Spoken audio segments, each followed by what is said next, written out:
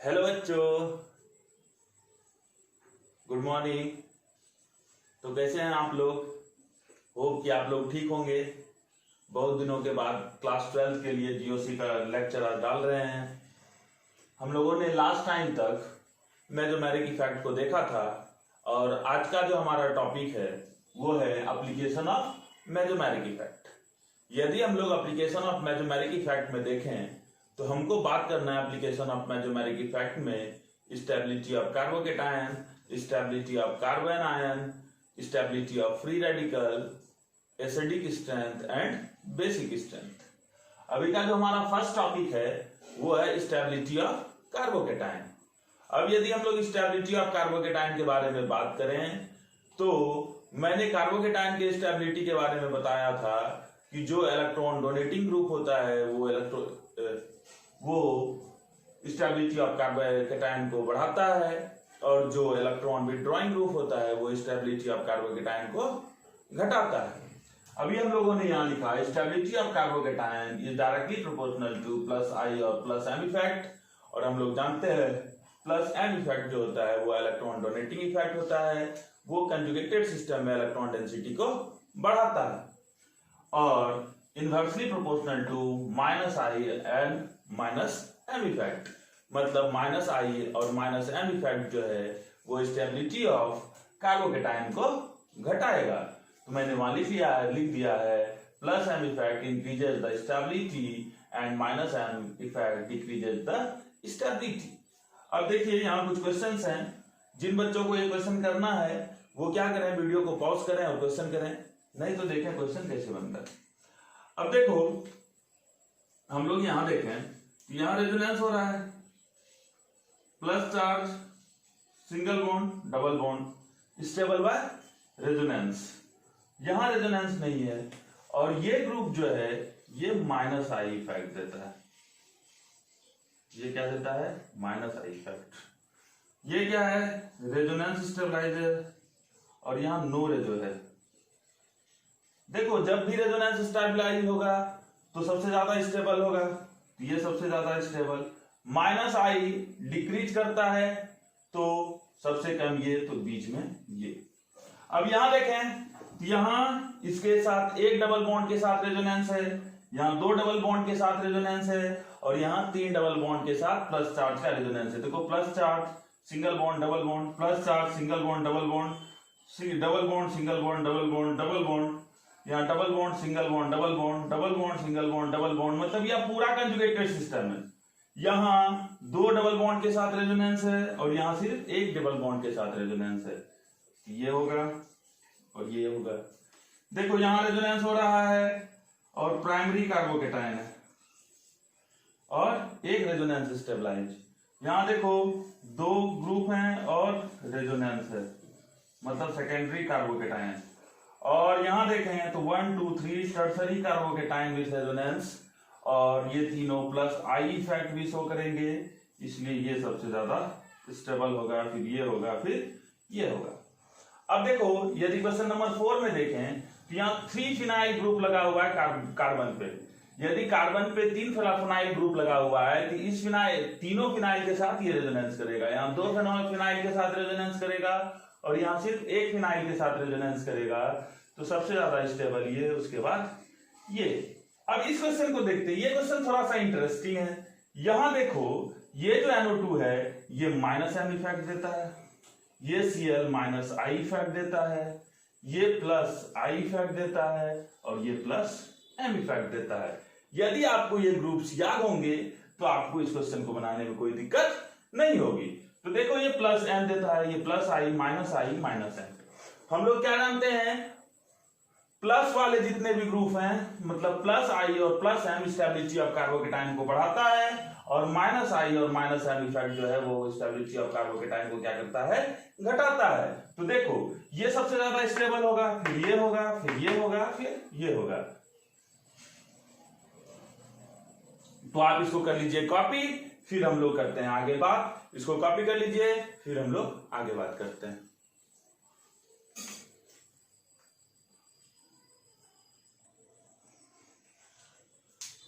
अब हम लोग यदि नेक्स्ट क्वेश्चन को देखें तो देखो यहां ये लोन पेयर डोनेट करेगा, यहां इस ऑक्सीजन का लोन पेयर डोनेट करेगा, और यहां कोई भी लोन पेयर नहीं है।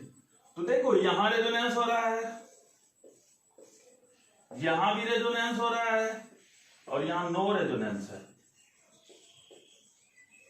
अब देखो यहां और यहां जो रेजोनेंस हो रहा है, यहां और यहां के रेजोनेंस के बारे में बात करें तो यहां नाइट्रोजन डोनेट कर रहा है लोन पेयर, और यहां ऑक्सीजन कर रहा है लोन पेयर डोनेट। अब बताओ कि नाइट्रोजन आसानी से लोन पेयर डोनेट करेगा कि ऑक्सीजन आसानी से लोन पेयर डोनेट करेगा? अब देखो इलेक्ट्रोनेगेटिविटी क्या होता है? Tendency to attract shared pair of electron towards itself. मतलब लोन पेयर को अपने तरफ खींचने का जो टेंडेंसी है उसको क्या बोलते हैं हम लोग? रेजोनेंस बोलते हैं। तो यहां देखो ये नाइट्रोजन लेस इलेक्ट्रोनेगेटिव है और ऑक्सीजन मोर इलेक्ट्रोनेगेटिव है। तो यहां जो ऑक्सीजन का टेंडेंसी है कि ये कम इलेक्ट्रॉन देगा, और यहां नाइट्रोजन का टेंडेंसी है कि ये ज्यादा इलेक्ट्रॉन देगा। तो यहां क्या होगा? मोर रेजोनेंस होगा, because of what? Because of less electronegativity of nitrogen. और यहां क्या होगा? Less resonance because of more electronegativity of oxygen. तो बताओ सबसे ज्यादा स्टेबल कौन सा होगा? जहां ज्यादा रेजोनेंस वो ज्यादा स्टेबल। तो ये, उसके बाद ये। तो ये हमारे कुछ क्वेश्चन थे जिसमें हम लोगों ने क्या देखा? स्टेबिलिटी ऑफ कार्बोकेटाइन को देखा। अब हम लोग बात करेंगे स्टेबिलिटी ऑफ कार्बन आयंस के बारे में। किसके बारे में? स्टेबिलिटी ऑफ कार्बन आयंस के बारे में। हम लोग को स्टेबिलिटी ऑफ कार्बन आयंस के बारे में बात करना है। तो देखो सेकंड जो हमारा टॉपिक है वो क्या है? सेकंड जो है वो क्या है? Stability of carbon ions. क्या है? Stability of carbon ions. अब देखो हम लोगों ने अभी तुरंत स्टेबिलिटी ऑफ कार्बोकेटाइन क्या देखा? कार्बोकेटाइन का जो स्टेबिलिटी था वो डायरेक्टली प्लस आई और प्लस एम पे था, और inversely proportional to minus I and minus M. देखो कार्बोकेटाइन का स्टेबिलिटी हमारा डायरेक्टली प्लस आई और प्लस एम इफेक्ट था, और inversely proportional to minus I and minus M effect है। कार्बोकेटाइन की स्टेबिलिटी के ठीक उल्टा होता है कार्बन आयन का स्टेबिलिटी। तो मतलब क्या हुआ? Stability of carbon ions is directly proportional to minus I और माइनस एम इफेक्ट, और inversely proportional to plus I and plus M effect. तो हम लोग डेटी लिख सकते हैं minus I and minus M increases the stability of carbon ions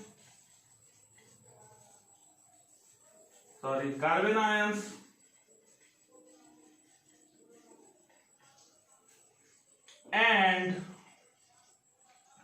plus I and plus M effect, plus I and plus M effect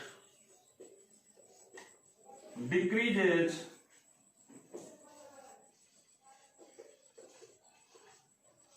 the stability of carbon ions. चमका? मतलब क्या हुआ?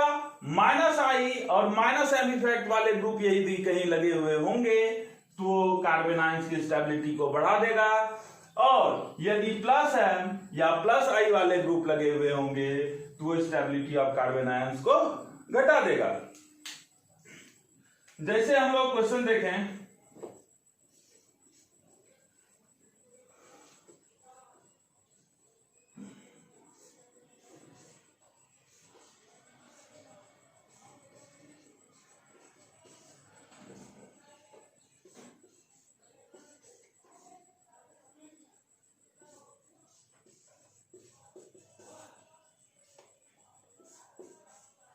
और ये हमारा क्वेश्चन है।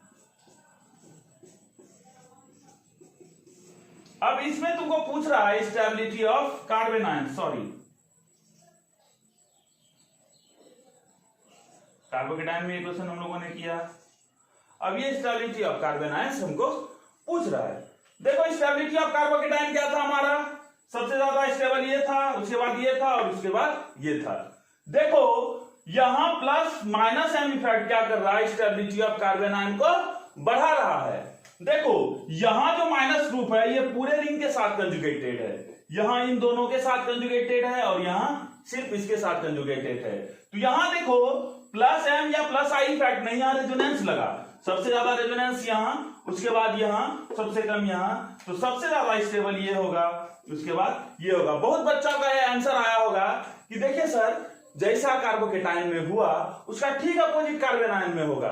वो तब होगा जब ये ग्रुप्स लगे हुए होंगे, ना कि सिर्फ रेजोनेंस होगा और किसी के भी स्टेबिलिटी को हम लोग घटा या बढ़ा देंगे। यहां सबसे ज्यादा रेजोनेंस है इसलिए कार्बन आयन सबसे ज्यादा स्टेबल है, यहां उससे कम है तो उससे कम स्टेबल है, और सबसे कम रेजोनेंस यहां है इसलिए ये कार्बन आयन सबसे कम स्टेबल है। तो आप इसको कीजिए कॉपी, फिर हम लोग करते हैं आगे बात। हो गया कॉपी, कुछ और क्वेश्चन करते हैं।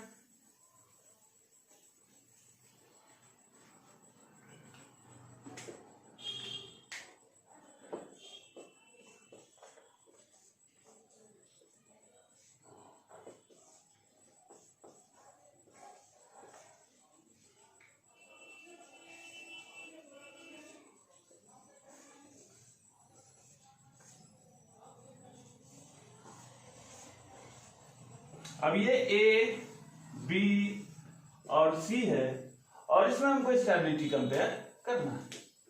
तो देखो यहां भी रेजोनेंस हो रहा है, यहां भी रेजोनेंस हो रहा है, लेकिन यहां माइनस चार्ज कंजुगेशन में नहीं है। देखो ये डायरेक्टली डबल बॉन्ड के साथ लगा हुआ है तो यहां नो कंजुगेशन है, ये भी ठीक से देखना है, यहां कंजुगेशन ही नहीं है, काहे कि ये माइनस चार्ज जो है ये डायरेक्टली पाई बॉन्ड पे लगा हुआ है। कंजुगेशन क्या होगा, minus charge double bond, single bond double bond, ऐसा कुछ कंडीशन हो, plus charge single bond double bond, double bond single bond double bond, ये सब कंजुगेशन के कंडीशन है।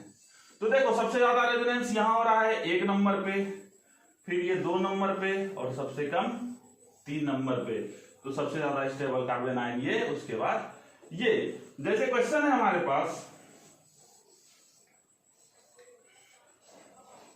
NO2 है,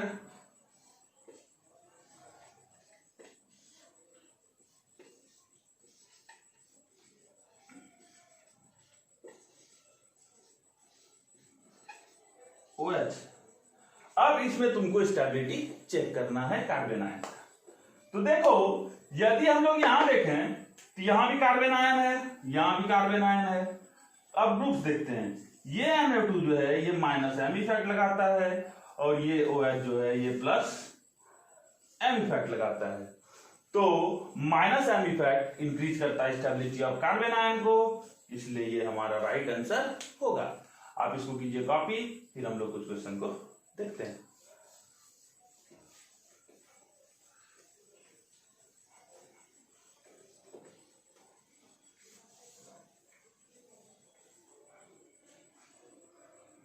जैसे हमारे पास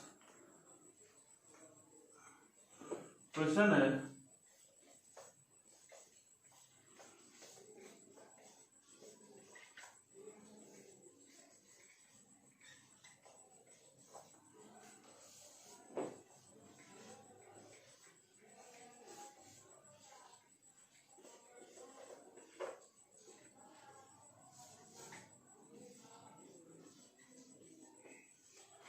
अब इस दोनों में से हमको स्टेबिलिटी कंपेयर करना है कार्बन आयन का।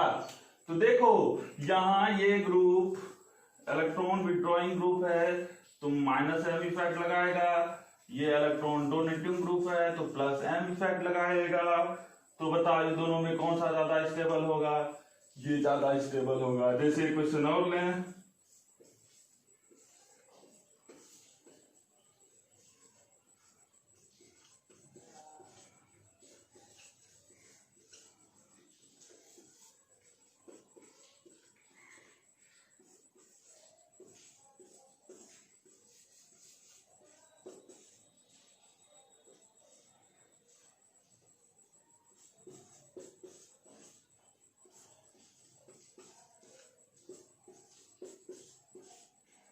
अब इन दोनों क्वेश्चन को देखो, यहां 3 NO2 ग्रुप्स लिखे हुए हैं, ये देखो प्लस m दे रहा है, ये प्लस m दे रहा है, और ये सॉरी माइनस m दे रहा है, ये भी माइनस m इफेक्ट दे रहा है, और ये भी माइनस m इफेक्ट दे रहा है इस कार्बन आयन को लिए।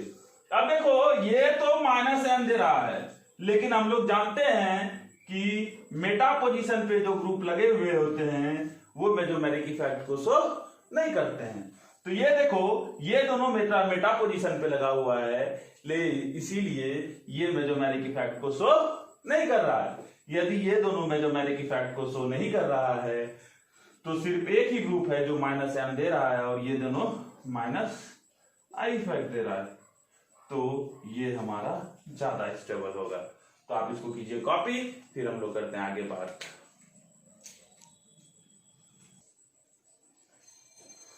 अब यदि हम लोग स्टेबिलिटी ऑफ फ्री रेडिकल्स के बारे में बात करें, तो स्टेबिलिटी ऑफ फ्री रेडिकल्स के बारे में यदि हम लोग बात करें तो देखिए थर्ड हमारा सेक्शन है स्टेबिलिटी ऑफ फ्री रेडिकल्स। हम लोगों ने फ्री रेडिकल्स के बारे में बात किया था। देखिए स्टेबिलिटी ऑफ फ्री रेडिकल जो है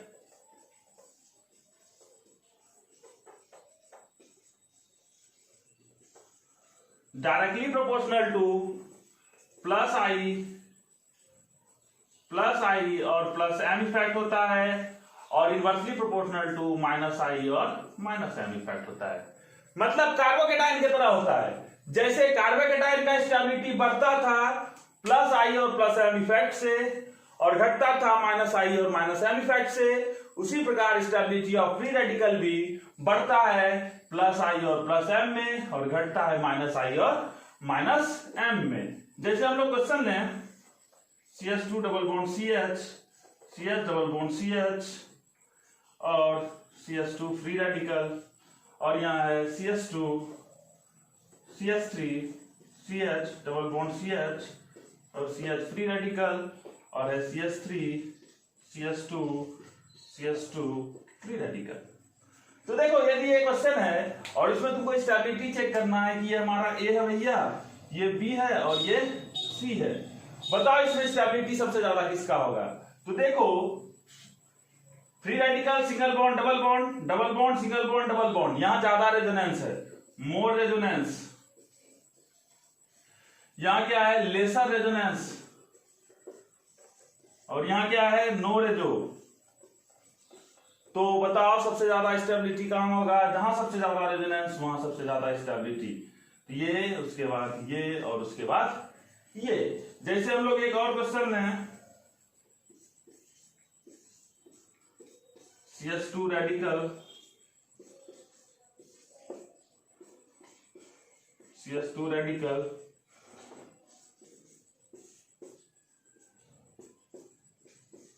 CH2 रेडिकल। अब देखो यहां सबसे ज्यादा रेजोनेंस, इससे कम रेजोनेंस और सबसे कम रेजोनेंस ये है, तो इसको करो कॉपी, फिर हम लोग करते हैं आगे बात। मिटा दें, कुछ क्वेश्चन करते हैं हम लोग।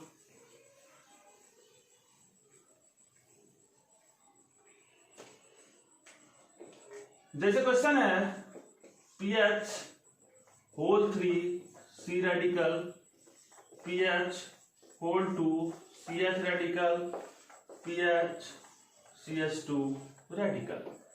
अब इसमें हमको स्टेबिलिटी चेक करना है।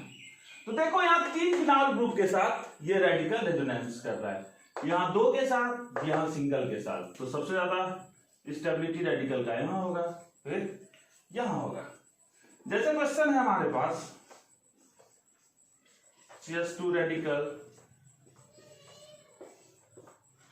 रेडिकल